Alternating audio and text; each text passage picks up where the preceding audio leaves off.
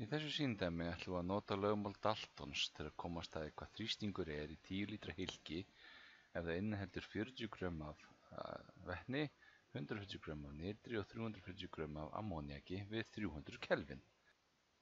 Lögmál Daltons segir það að heildarþrýstingur er samanlagður hlutþrýstingur þeirra gastegunda sem eru til staðar í sýnunum.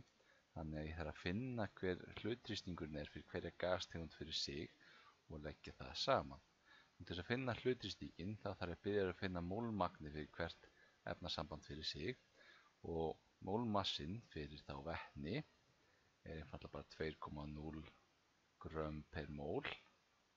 Mólmassi fyrir nitur er 28 grömm per mól og mólmassinn fyrir ammóníak er sem sé þá 17 grömm per mól.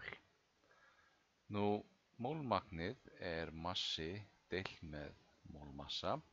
Mólmagnið er þá massinn, það er 40 grömm deilt með 2,0 grömm per mól, sem er þá hér 20 mól af vetni. Mólmagnið fyrir nitur er þá aftur massinn, 140 grömm deilt með 28, sem að gefa mig þá 5 mól.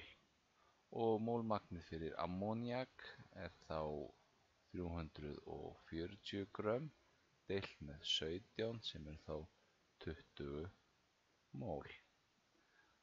Gott og vel, þá er komið mólmagnið.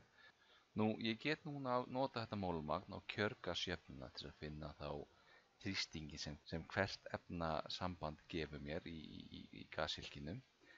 En vegna þess að við gerum ráð fyrir kjörgashegðun og ég hef mólmagnið hverju efnasambandi fyrir sig, þá get ég einfaldlega lagt saman heildarmólmagnið, þar sem mólmagnið og þrýstingurinn haldast hönd í hönd. Og heildarmólmagnið er þá 20 pluss 5 pluss 20 sem er þá 45 mól.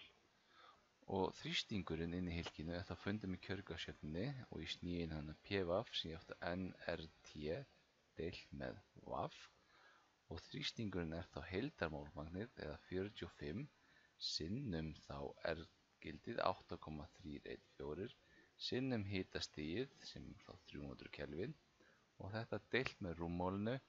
Rúmmál er 10 lítrar, ég þarf að umbreyta það í rúmmetra til þess að hafa þetta í S-einingum og það eru þá 10 sinnum 10 í mínus þriðja rúmmetrar. Út úr þessu fæ ég þá 1,12 sinnum 10 í 7. Pascal.